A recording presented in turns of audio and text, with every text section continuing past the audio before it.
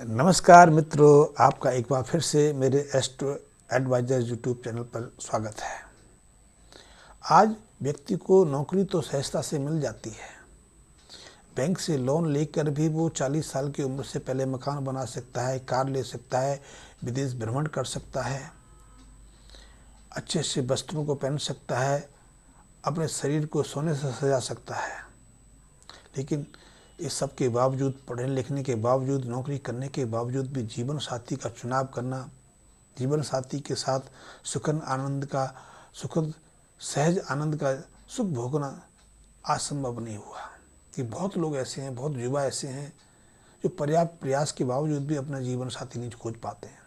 एक तरह से देखा जाए तो उनके वैवाहिक कार्य में एक बंदशी लगी रहती है। और इसीलिए आप देखते हैं कि आज बहुत सारी मैट्रिमोनियल साइट्स हमारे सामने उपलब्ध हो गई हैं। अखबारों के पेज भरे पड़े रहते हैं वैवाहिक संबंधों को। कई लोगों ने तो अपने व्यवसाय बना लिया जीवन साथी ढूंढ के विवाह कराने का। फिर भी इतने लोग कुंवारे, इतने लोगों का वैवाहिक संबंध नहीं हो पा रहा है। बहुत लोग प्रयास करते हैं, बात आगे नहीं बढ़ती है। लेकिन आज से पहले जब ये साधन नहीं थे तो लोगों की सहजता से शादी हो जाती थी। लेकिन विवाह करने के बहुत लोग कारण ढूंढते हैं कि पैसा नहीं है, धन नहीं है, विवाह कैसे करेंगे, विवाह में तो लाखों रुपए खर्च होता है। लेकिन एक बात देखने को में आई है कि गरीब निर्धन लोग अविवाहित नहीं रहते, उनका विवाह समय से हो जाता है। और ऐसी परिस्थितियों में हो जाता है जिन परिस्थितियों को देखकर हमें बहुत आश्चर्य भोगना पड़ता है। मैं अभी कुछ दिन पहले रेलवे स्टेशन में बैठा था, मैं ट्रेन का इंतजार में था, तो मैंने एक वनवासी फैमिली को देखा। बहुत युवा थे, शायद पति पत्नी की उम्र 25 से कम की रही होगी। 2 बच्चे थे, एक बच्ची उनकी बेटी थी 4-5 साल की, एक 1.5-2 साल की थी। तो वो तम्बाकू रगड़ के अपनी बड़ी बेटी को खिला रही थी। तो मैंने पूछा कि ये क्या, कि नहीं तम्बाकू। मैंने कि तम्बाकू एक इतनी 1.5 साल की बच्ची को, कि हाँ नहीं ये भी खाती है। लेकिन विवाहित थे, आनंद से थे, मजदूरी करते थे।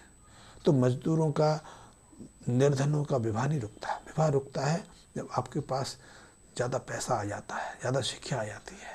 क्योंकि तब शिक्षा से या पैसे से आप अपने सुख को अशुभ बना लेते हैं। क्योंकि आप ऐसे कम कर्म करते हैं, ऐसा व्यवहार बर्ताव दिखाते हैं कि शुक्र जो है मंगल और राहु के प्रकोप में फंसकर अपना प्रभाव देना बंद कर देता है। इसलिए पर्याप्त प्रयास के बावजूद भी हम वैवाहिक कार्य में कामयाब नहीं हो पाते। ये थ्योरीडाल किताब की है। ज्योतिष कुछ और कहता हूँ, क्योंकि ज्योतिष के विविध आयाम अलग अलग कारण बताते हैं। वो हमारी कुंडली में अशुभ ग्रहों को पकड़ते हैं, फिर उस हिसाब से पूजा पाठ या कोई गन्ना ताबीज या स्टोन बहुत कुछ धारण कराते हैं। लेकिन लाल किताब का सिद्धांत बिल्कुल सटीक साबित होता है कि हमने अपने कर्मों के द्वारा, अपने व्यवहार बर्ताव के द्वारा, अपने खान पान के द्वारा अपने ग्रहों को मंदा कर लिया, अशुभ बना लिया, उन्हें निर्बल कर दिया। और इसके कारण हमारे पर्याप्त प्रयास भी कामयाब नहीं हो पा रहे। तो विवाह बाधा एक बहुत जटिल समस्या है। विवाह के लिए, जैसे कि आप सब जानते हो, मुझसे ज़्यादा जानते होंगे, क्योंकि मैं विविध आयामों को अब अध्ययन मनन नहीं करता। मेरी ज़्यादातर जो रिसर्च है, ज़्यादा अध्ययन मनन चिंतन का कार्य सिर्फ लाल किताबों से संबंधित वैज्ञानिक विश्लेषण करने का है। जैसा कि आप जानते हैं कि शुक्र के लिए, विवाह के लिए शुक्र मंगल को, चंद्रमा को देखा जाता है। सप्तम स्थान का अवलोकन करना पड़ता है, 12वें स्थान का करना पड़ता है, दूसरे भाव का अवलोकन करना पड़ता है। और इनमें कई तरह की त्रुटियाँ निकाली जाती हैं। लेकिन लाल किताब कहती है कि पहले अपने कर्मों को सुधारो, अपने व्यवहार में, बर्ताव में बदलाव करो। और ये करेंगे तो निश्चित रूप से दुर्लभ मंदे जो ग्रह हैं वो सबल होते जाएंगे। और विवाह की जो समस्या है, विवाह कार्य में जो बंधस आ रही हैं, रुकावटें आ रही हैं, वो दूर हो जाएंगी। वैसे तो मूल कारण खोजने के लिए हमें जन्म कुंडली की विश्लेषण देखनी पड़ती है कि उसमें कौन से ग्रह किस स्थान पर हैं और वर्ष फल के अनुसार उनका क्या स्थान होने वाला है।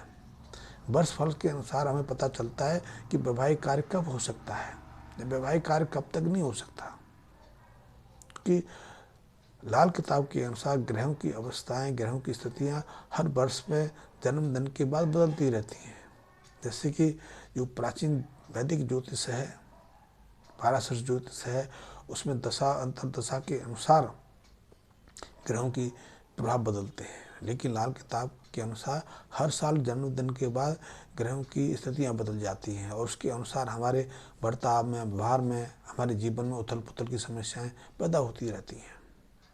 इससे हमारे जो जीवन चक्र है उसमें उथल पुथल होती रहती है। कभी हम प्रेम पूर्वक रहते हैं, कभी हम दूसरों के साथ झगड़ा करते हैं, कभी हमें धन का अभाव देखना पड़ता है और कभी हम अपार धन के मालिक हो जाते हैं। कभी पर्याप्त प्रयास के बावजूद भी हम अपने कर्मों में, अपने कामों में कामयाब नहीं हो पाते। कभी कभी वो वही काम सहजता से बिना प्रयास के हो जाते हैं। विवाह भी उनमें से है। तो यदि विवाह में बाधा आ रही तो सबसे पहले तो इसकी मूल कारण को जानने के लिए व्यक्ति की जन्म कुंडली की देखना, विश्लेषण करना बहुत आवश्यक है। फिर भी कुछ सामान्य से उपाय हैं जिनकी मदद से हम विवाह बाधा की समस्या से मुक्ति पा सकते हैं। तो इसके लिए सबसे पहले तो कुल परिवार में जितने सदस्य हों, क्योंकि ऐसा देखा गया है कि यदि हमारे ऊपर सुख का ऋण हो तो भी विवाह बंधन जैसी स्थितियाँ बन जाती हैं। दाम्पत्य जीवन में दुख आता है, परेशानी खड़ी होती है, दाम्पत्य सुख हम भोग ही नहीं पाते, हम गृहस्थ जीवन में बंध ही नहीं पाते। तो उसके लिए सबसे पहले सुख के ऋण से उर्ण होने के लिए हमें घर परिवार के जितने भी लोग हैं, जितने भी सदस्य हैं, उनसे एक समान धन का संग्रह करना चाहिए। इसमें वो हमारे संबंधी आते हैं जिनका संबंध हमारे खून के साथ रहता है। यदि हमारी बेटी विवाहित हो जाए, हमारी बहन का विवाह हो जाए, तो बहन बेटी तो हमारे से संबंधित है, लेकिन उसका ससुराल पक्ष, उसका पति, उसके बेटे, उसके ससुर, वो हमारे परिवार में कुल में नहीं आते। तो हम उनकी संख्या को गिनती नहीं करनी। तो ये हमारे खून से संबंधी है, उनसे एक समान मात्रा में धन, जैसे कि हम 20-20 रुपये लें तो सबसे 20-20 रुपये लेंगे। लेकिन कुछ लोग ऐसे भी होते हैं जिनके साथ हमारे संबंध प्रेम पूर्वक नहीं रहते, जिनसे हम ले नहीं सकते, मांग नहीं सकते, जिनसे बात नहीं कर सकते, लेकिन उनको गिनना अवश्य है और सबको गिने।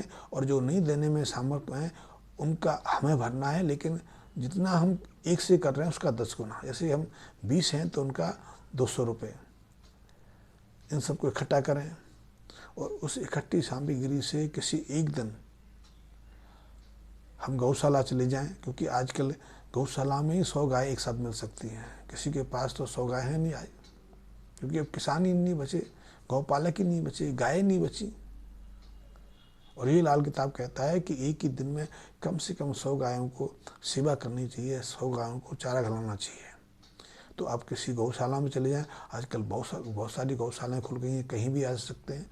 तो उस जो आपने पैसा इकट्ठा किया है, उस पैसे से आप हरी चरी खरीदें, लाल ज्वार खरीदें, गुड़ खरीदें और खल खरीदें, जो भी आप खरीदना चाहें खरीदें। और 100 गायों को एक साथ वो चारा डालें, वो लाल ज्वार खिलाएँ, गाय को सहलाएँ, गायों को पानी पिलाएं। गायों के पास कम से कम 1-आध घंटा रहें, उनके बीच में अपने उपस्थिति दर्ज कराएं। संभव हो गाय की पीठ सहलाएं और गाय की गौशाला की सफाई करें। जहाँ बहुत कुछ कचरा हो, गोबर पड़ा हो, मक्खियाँ भनक रही हो, उनको हटाने का प्रयास करें, पानी से उसको शुद्ध करें। ये बहुत अनुपम उपाय है, इससे बहुत बार वैवाहिक बाधाएं दूर हो जाती हैं।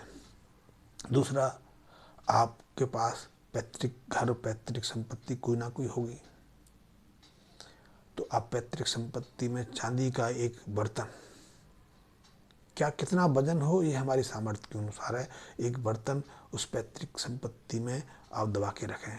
यदि आप खुद ही रह रहे हैं तो आप घर के किसी कोने में गड्ढा खोद के चांदी का बर्तन दबा दें। इससे विवाह की जो बंदिश हैं, विवाह की जो रुकावटें दूर हो जाती हैं।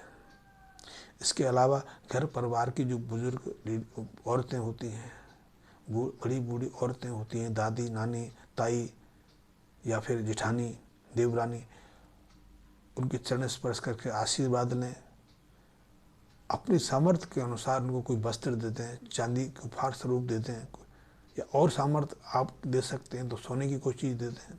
और घर परिवार में यदि कोई विधवा स्त्री है तो उसकी सेवा अवश्य करें, उसे संबंध को प्रगाढ़ बनाएं, उसका आशीर्वाद लेना न भूलें, क्योंकि उसके आशीर्वाद से शुक्र मंगल की बहुत सारी अशुभताएं सहजता से दूर हो जाती हैं। और शुक्र मंगल प्रसन्न तो वैवाहिक कार्य संपन्न, वैवाहिक रुकावट से फिर आपको कोई नहीं रोक सकता।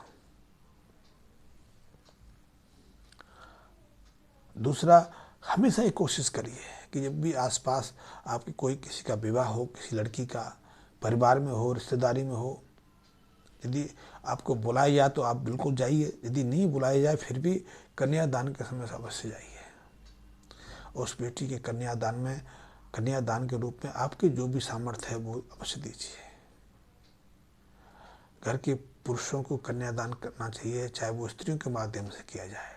और घर की जो स्त्रियां हैं उन्हें मंगल गीत गाने चाहिए विवाह के समय। अब तो प्रचलन समाप्त हो गया, लेकिन फिर भी कहीं कहीं अभी भी चलता है। और वैवाहिक कार्य के समय मंगल गीत गाना अपनी बेटियों के लिए, अपनी घर की लड़कियों के लिए विवाह जो बाधा की समस्या है उसका निराकरण करने का सर्वोत्तम उपाय है। उस उपाय को करने से शुक्र मंगल की बहुत सारी अशुभताएं दूर हो जाती हैं। वैवाहिक मांगलिक कार्य में कभी कोई बाधा खड़ी नहीं होती, कोई टोक नहीं लगती, किसी तरह के अशुभ ग्रह उसमें विघ्न बाधाएं खड़ी नहीं करते। कन्यादान करना चाहिए, ये पहला कार्य है। कन्यादान इसलिए हमारे वैदिक पद्धति, हमारे जीवन पद्धति में सर्वोत्तम दान माना गया है। ये कोई कॉन्ट्रैक्ट नहीं है, ये जीवन को जोड़ने का एक आयाम है। दो ध्रुवों को, दो अनजान परिवारों को जोड़कर एक वंश वेल को चलाने का मार्ग है। इसलिए हमारे वैदिक पद्धति में कन्यादान को सर्वोत्तम दान माना गया है। और स्त्रियों को उस कन्यादान के समय, उस मांगलिक कार्य के समय हर्षोल्लित होकर, प्रसन्नचित होकर मांगलिक गीत गाना ये और एक बड़ा कार्य है। और इसको करने से घर परिवार के बच्चों को अविवाहित रहने की समस्या का सामना नहीं करना पड़ता। कुछ और भी उपाय हैं, मैं विस्तृत इस लेख को नहीं पढ़ूंगा, उनकी बातें फिर कभी चर्चा में लाऊंगा। लेकिन मैं एक अनुरोध अवश्य करूंगा, मैं बार बार अनुरोध करता हूं कि यदि आप ज्योतिष में विश्वास करते हैं, लाल किताब जानना चाहते हैं, लाल किताब संबंधी कोई परामर्श लेना चाहते हैं, अपनी समस्याओं का निराकरण चाहते हैं, तो मेरे से जुड़े रहें, मेरे YouTube चैनल को सब्सक्राइब करें। और अब तक यदि आपने मेरे YouTube चैनल को सब्सक्राइब करके मेरे बेल आइकन को प्रेस नहीं किया है तो उसको अवश्य कर लें, ताकि मेरा हर वीडियो आपको समय से उपलब्ध हो सके। धन्यवाद मित्रों।